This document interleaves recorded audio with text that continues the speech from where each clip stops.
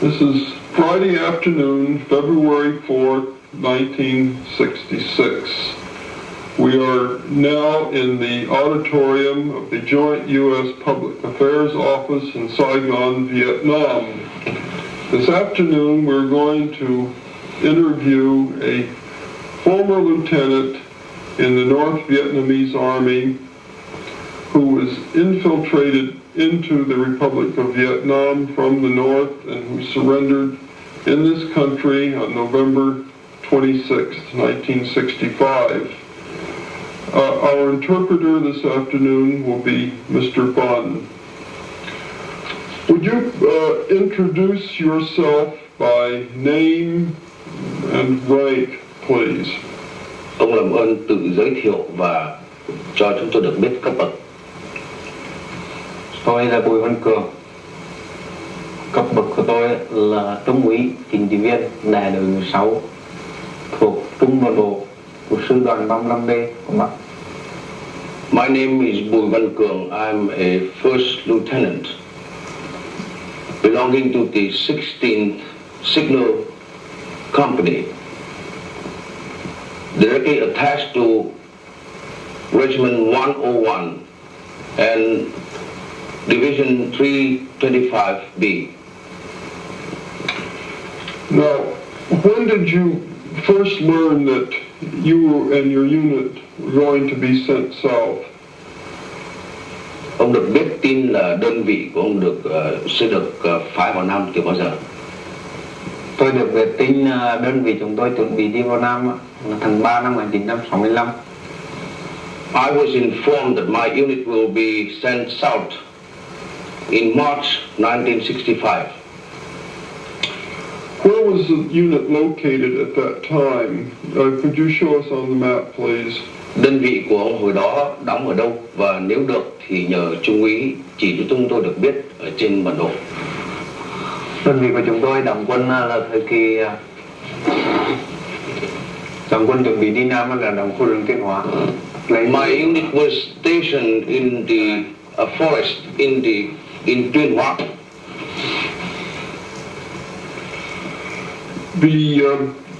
Before your unit received orders to go south, did you know that regular North Vietnamese Army units were sent south? Trước khi đơn vị của trung úy được gửi vào Nam thì những đơn vị khác có biết rằng là hiện giờ quân chính quy miền Bắc được gửi vào Nam hay không? Chúng tôi được biết từ khi năm 1960 đến năm 1965 là thường miền Bắc sử dụng các cái đơn vị bộ đội chính quy đưa vào Nam để chiến đấu. Sau khi chúng tôi đi là được biết các cái trung đoàn 1895 của sư đoàn 35B cũng chuẩn bị đi nữa. We were informed since 1960 to 1965 that regular units were sent south to fight. Và nhờ trung úy lặp lại tên những cái đơn vị được biết tin như vậy. Được biết tin là trung đoàn 18, trung đoàn 95 thuộc sư đoàn 35B, Regiment 18, and Regiment 95 all belong to the 325B division.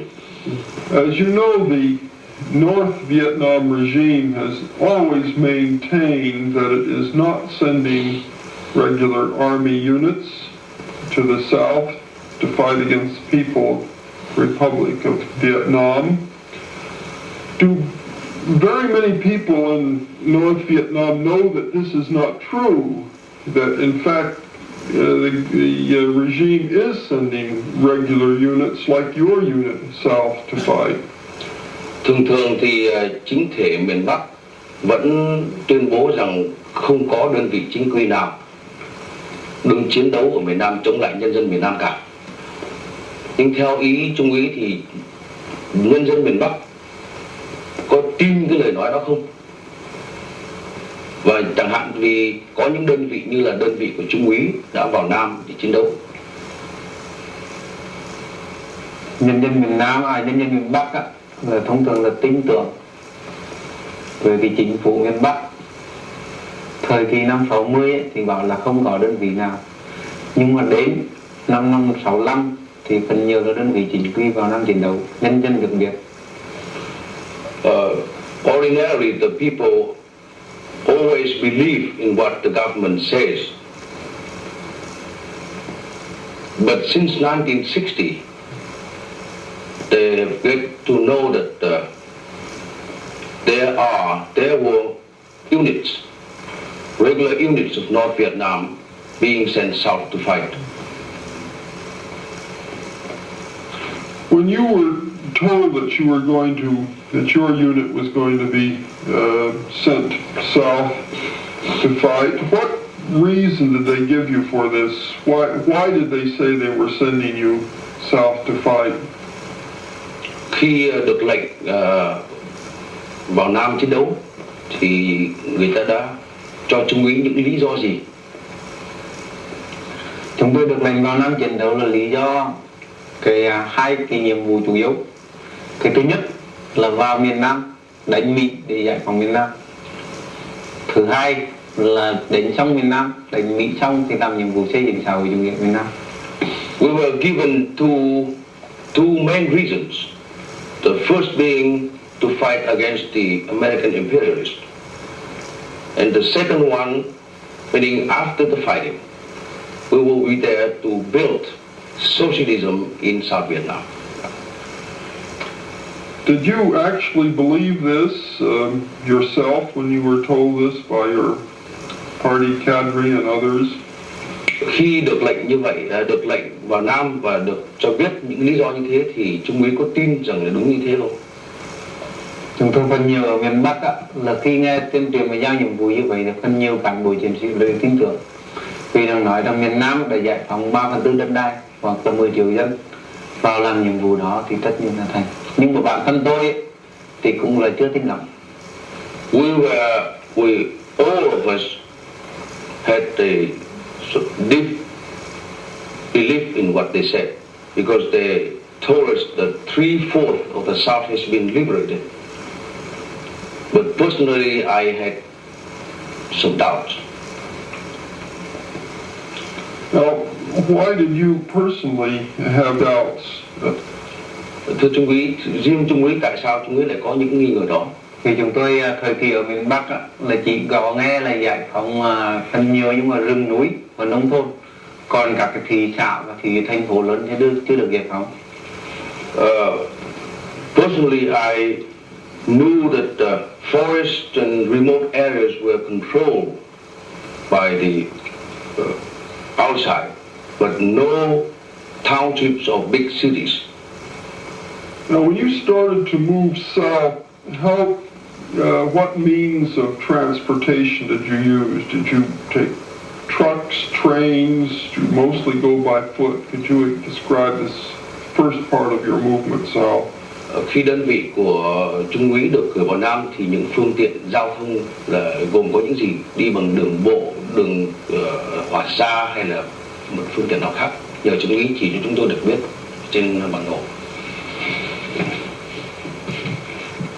Đơn vị chúng tôi được lệnh hành quân là ngày 22 tháng 7 năm 1965 xuất phát từ khu rừng Kim Hóa, đi bộ qua giới tuyến 17, vòng lên đất Lào, đi về biên giới Lào, đi vòng về bên này, đi vô bộ phận Công Tung, đi vòng về đất Công Miên, đi xuống Pleiku, đóng vào cái khu vực này là đóng vào ở cái tỉnh gọi là cái huyện Gia Lai thuộc tỉnh Pleiku. We moved out of the Tuyên Hóa forest on July 22nd, 1965 in the province of Quang Binh.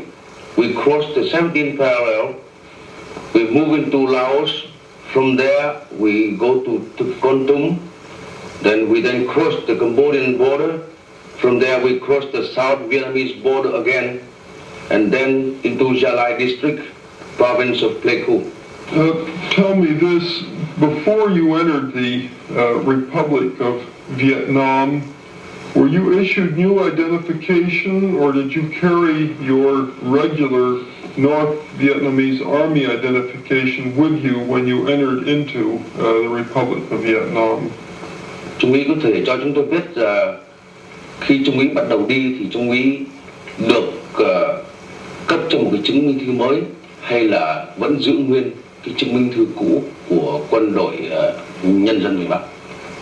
Chúng tôi khi đi Nam là đến chân đèo Ngàn Linh một là được cấp một cái giấy chứng minh thư mới với yêu cầu quân đội giải phóng miền Nam. We were given a new ID card when we arrived at the đèo Ngàn Linh một. đèo Ngàn Linh một. at the 1001 pass. We were given a new ID card. Was your old regular North Vietnamese Army identification card taken away from you, or did you carry this with you too as you entered into the Republic of Vietnam? Thế thì người ta có lấy lại cái chứng minh thư cũ hay là Trung úy vẫn mang theo cùng với lại cái chứng minh thư mới khi Trung úy vào Nam? Tất cả chứng minh thư cũ ở miền Bắc là đều thu lại để miền Bắc.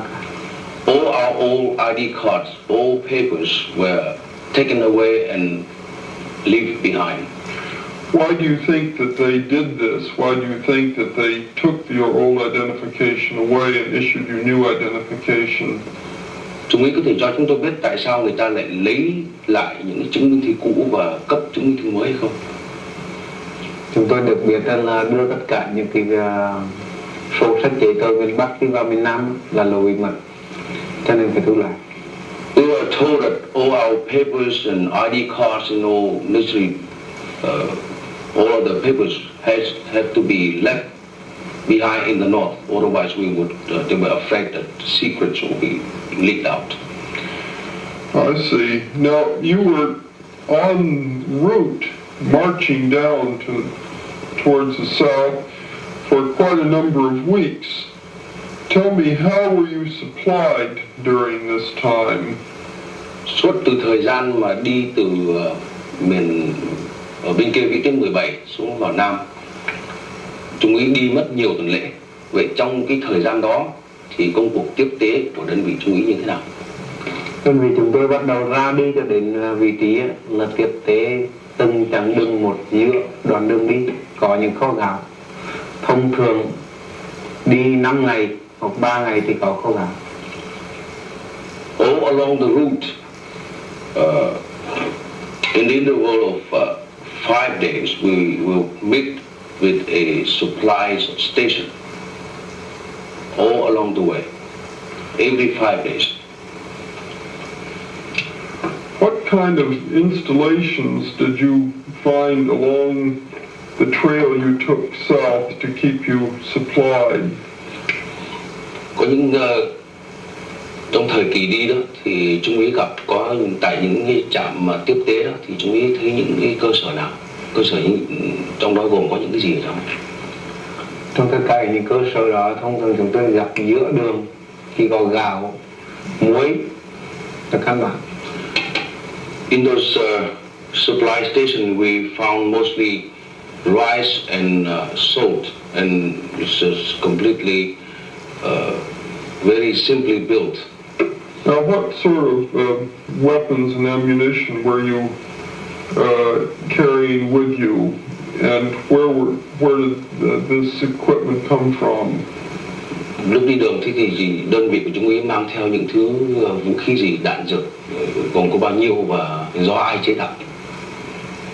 Chúng tôi thông thường đi là trang bị những loại tiểu liên, súng trường, trung liên, đại liên, DPZ, cối, thông thường nhãn hiệu là của Nga Xô.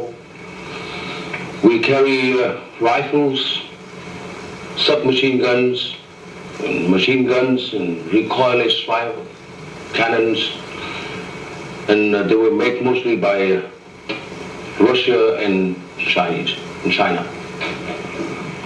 Now, tell me this: when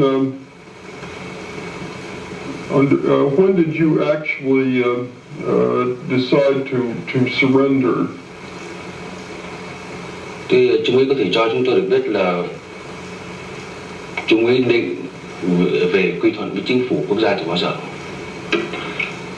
Tư tưởng của chúng tôi định về mà quy thuận với chính phủ là thời kỳ năm 1960, 64, 63 ở miền Bắc.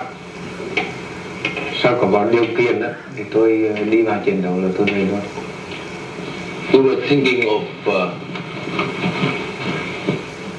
giving ourselves up to the nationalist government since 1960, 1963, 1964, and we were waiting for the occasion. And when we had the occasion, we did it. You say we, were there other people with you that surrendered at the same time you did? Trung úy dùng chữ chúng tôi thì vậy thì Trung úy trong chúng tôi đó chỉ có riêng Trung úy hay là có những còn nhiều người khác nữa? Chúng tôi bởi vì là bản thân chúng tôi, bản thân cá nhân. Said that chúng tôi means we here means I. I see. Now, how did you go about surrendering? Could you describe this a little bit? Thì Trung úy có thể nói cho chúng tôi được biết qua về cái cách Trung úy tìm cách mà về quy thuận với chính phủ quốc gia hay không? Tìm cách quy thuận với quốc gia là thời kỳ ngoài kia thì chúng tôi bắt được tin tức, bắt được đường lối khoan hồng của chính phủ Cộng hòa. We were when we were still in the north, we get to have the knowledge of the